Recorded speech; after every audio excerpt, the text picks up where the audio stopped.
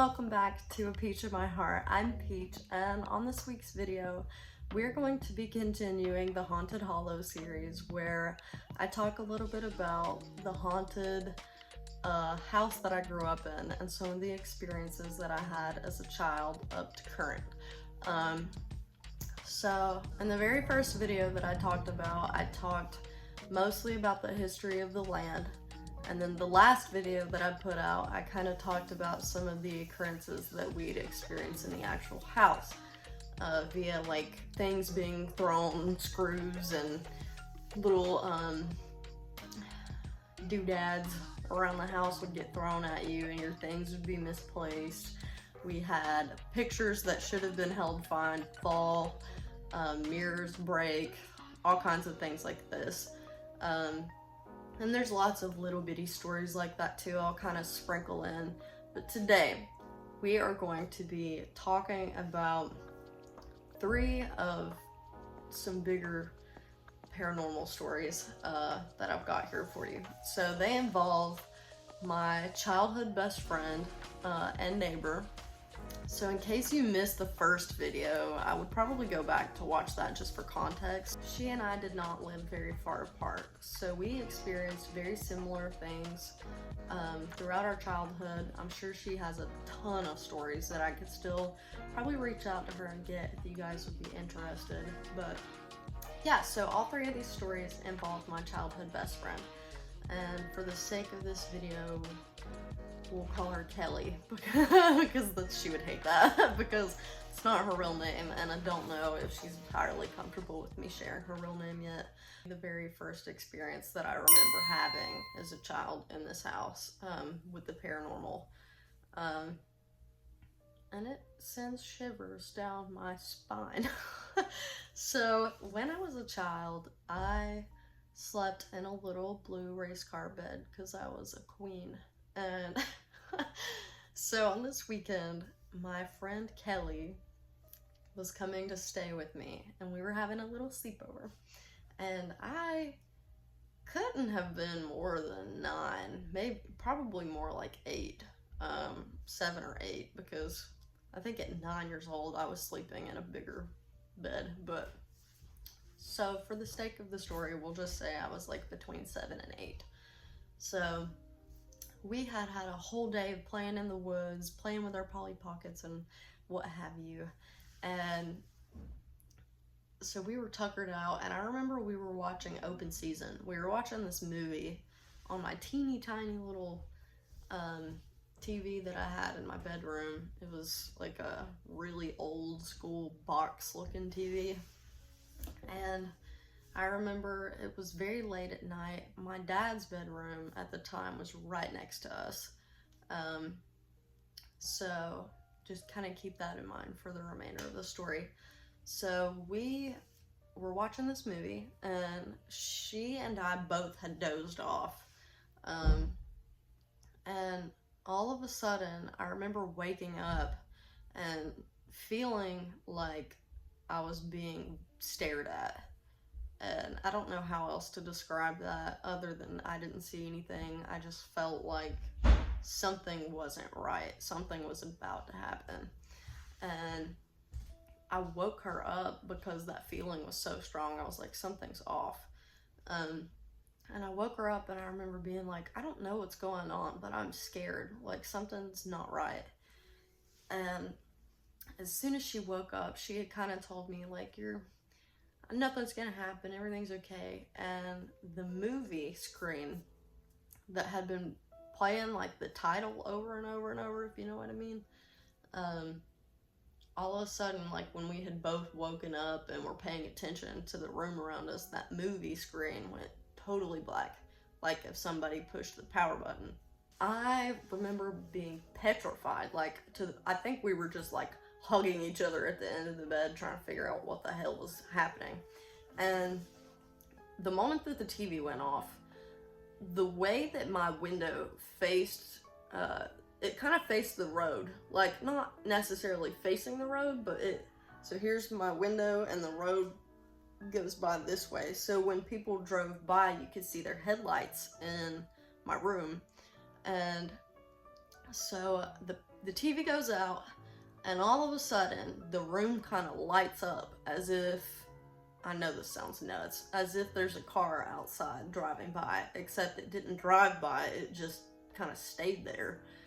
And it was as if somebody like outside was holding up a flashlight. Like it wasn't directly in the room, but it was like the room was kind of illuminated a bit. So it never happened after this. And at the time I had a dog, prior to Marley, if you had heard that in the last story, I had a dog named Millie. And she was right outside the window, barking her head off as if something, like, and she didn't really do that. She was a pretty chill dog. She was right outside our bedroom window, like freaking the hell out as if somebody was there, like an intruder or something. So at this point I'm like, maybe there's an intruder, so maybe something's going wrong. something was obviously going wrong. Got this weird illumination in the room and the dog going crazy, and I looked at her and I remember, like, we were screaming at this point, like trying to get my dad's attention, and nothing. He was dead asleep or couldn't hear us, one. And all of a sudden, and this sounds totally and utterly made up, but I'm telling you the God's honest truth, at least my truth. I know everybody's perception's a little different, but all of a sudden in the back, like right, left corner, I don't know how to describe it, like the back corner of the room, I see the shadow again, except it's not just one. At first it's one, and this isn't like the last story when it was just like a dark shadow without any sort of shape to it. Like it, in the last story I had described, in the last video, I had described seeing a very black, shadowy mass. And this was more like a black, shadowy figure. It was a person. And so first it was just the one, and then I started seeing multiple. And she too, like we were petrified, just sitting there watching this happen. And I know this sounds crazy, but I had described in the very first video, and at this time in my life I had no idea of this, but we are on Cherokee land, and in the shadow it was like, not necessarily tassel-y things, but like it was a group of people, shadow people, and they all had like what I would describe as Cherokee like style clothing on. I know it's like a shadow, but you can still see like the silhouette of the clothing, and that is just the vibe that I got. Like some had not necessarily feather headdresses because that's a Plains Indian thing, but like there were something going on up here. And from what I remember, there maybe were like 5 or 6 figures, and they started going around the room, like around us on the walls, and we screamed bloody murder. And like at that point both of us got up and were like trying to open up the door and tug on the door, and it was locked, like we couldn't get out. And I remember that it all, like as quickly as it came, just disappeared, and we were left in like pitch black darkness, freaking the hell out, like little red cheeks, crying, full of tears, and it was pretty traumatic. And I remember not being able to really sleep that night after that, because that was the first time that I remember seeing anything at my house, and so I didn't really know what was going on. Like I said, we were very, very little. And the craziest part about that whole thing is there wasn't a lock on my door, like at all. There had never been a lock on my door. The fact that 2 of us couldn't get out of the door, it felt like somebody was holding it on the other side, like holding it shut. And also, it raises big red alarms that my dad didn't hear us at all. Like, he's a heavy sleeper, but we were screaming like he should have been able to hear us. The walls were paper thin. So it was all very, very strange. And I, for the very longest time, thought that maybe I had just dreamt the whole thing. I went quite a few years with kind of not necessarily distancing myself, but as you grow apart, as you grow older, you grow apart and you don't really talk to the same people anymore. And Kelly and I hadn't really talked much until I think it was 2 summers ago, when I started the channel and kind of had the ideas to start making these videos. I reached out to her, and sure enough, she remembers it too, still to this day, like exactly the same way that I remembered it. So I know that I didn't make it up. And to this day, I have really no clue what happened, other than we saw a bunch of creepy ass shadow figures going around the room. My TV had gone out and the dog was freaking out. So that was one of the scariest, weirdest ones that I remember. And at this point, it's more like a dream. Like, it really was so long ago that it almost doesn't feel real. But just the mere fact that I hadn't talked to her in ages, and she told me the story from beginning to end exactly how I remembered it, is enough to kind of make me not ever want to sleep there again. So there's that story. The next 2 stories take place at her house. So I know that the majority of these stories are going to revolve at my specific haunted home, but being that she was my neighbor, and I had just a handful of stories from her house, I figured now would be a good time to share those too, since there were a few from my house that she was also in. So these stories take place at her house, which is literally just a coin toss down the road.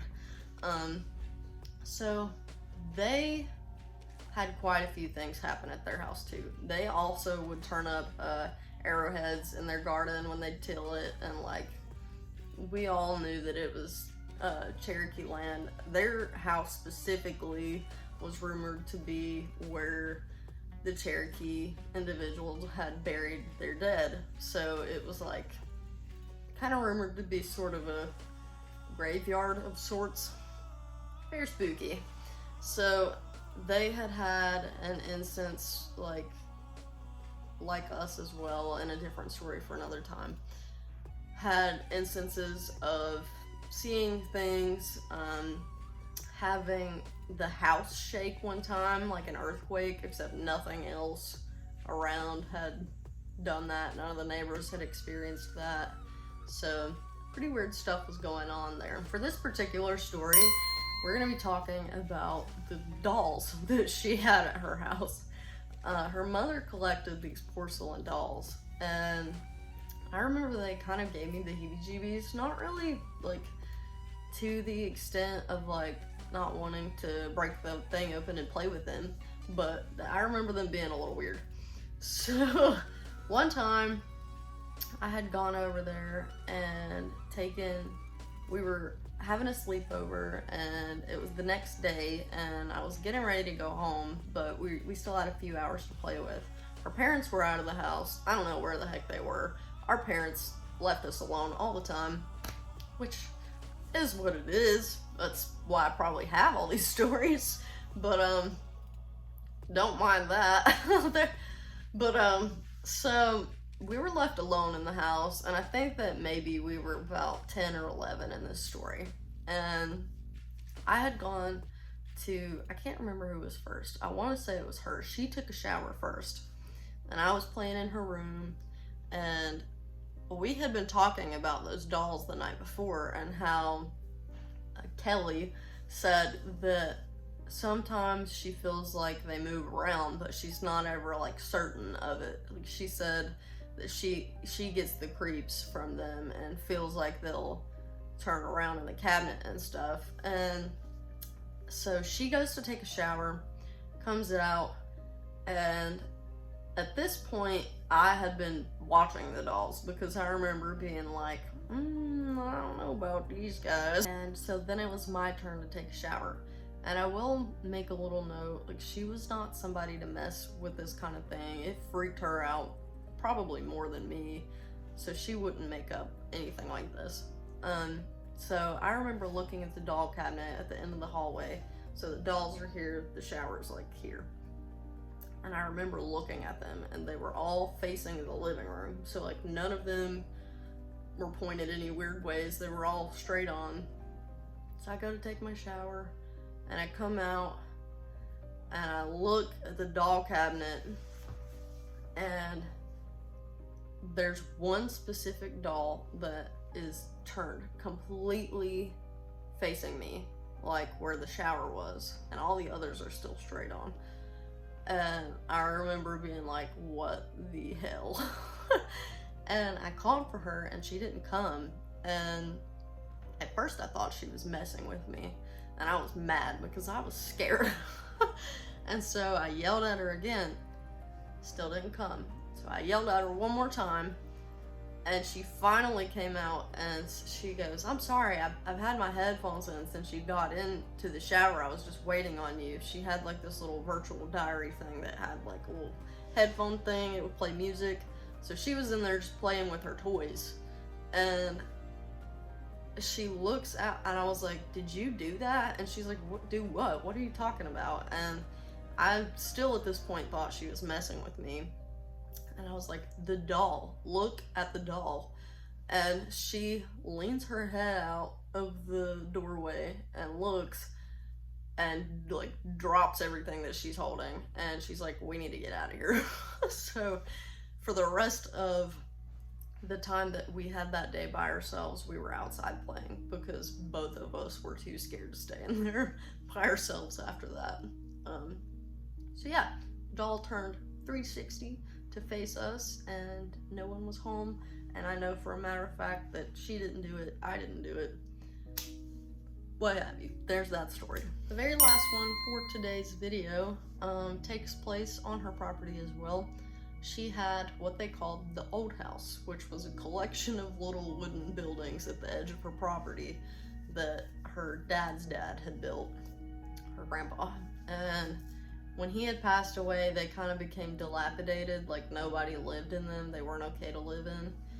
They weren't really insulated, like it was just a little cabin. So at that point, it had become the teenage hangout. We didn't really get to go much because it was her sister's jam.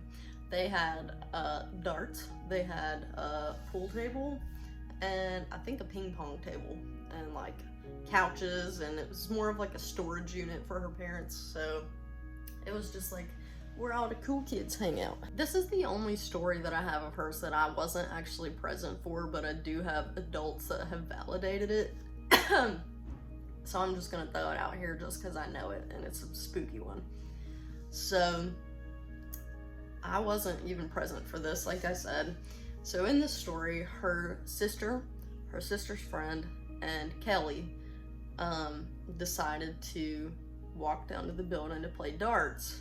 And in this particular building, the house part of the building, the door was locked because they really didn't want us going in there. So we, as you do, crawled into the window of the door. So it was very hard to get in and out of this building. Like we had a chair on one side and a chair on the other, and you had to be able to crawl through this teeny tiny window to get in there. So once you were in there, it was hard to get out.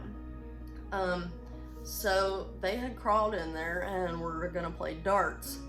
And they had been playing for about 10-15 minutes, and all of a sudden they hear this crash come from the back bedroom. And they think at this point that somebody's in there, like trying to steal the stuff that's in there, because it was a storage building. So they all hide underneath the ping pong table. Great hiding spot.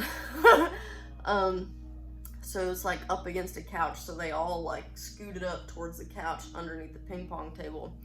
And they see this man come in from the back bedroom into the doorway and look around as if he's trying to figure out who's in there. And then turn around and go back to the bedroom. And what they took notes, like the characteristics of this man, was that he was a darker skinned man in a gray hooded jacket, like a long jacket, like almost like a cloak. And he had a white beard. And the scariest part of the whole entire thing is once they had taken all that into account, I told you they were hiding on the floor. Kelly looks at her sister and goes, "Look at his feet." And they looked at his feet, and his feet were about that high off the ground. And so Brittany, Kelly's sister, runs to the house like a mad woman, leaving her friends in there and her sister in there, and they get their dad, and their dad comes down there with a shotgun because he thinks that it's like a real person, and he scopes the whole house. Nothing, there was no one in there, and everybody was so scared that we didn't go back in there again. And that was the end of the Teenage Cool Club hangout. There's that story. Don't really know a ton about the spirits that were in her neck of the woods. I know that they had seen who they believed to be her grandfather in her grandma's house. Like, it was a whole little, all their family members kind of live right next to each other. But yeah, there were a lot of weird things that happened at her house too. And she was over at my house almost like every other weekend. So she was there for quite a few of these stories. So I figured that I would kind of throw in some of the weird things that happened at her house as well.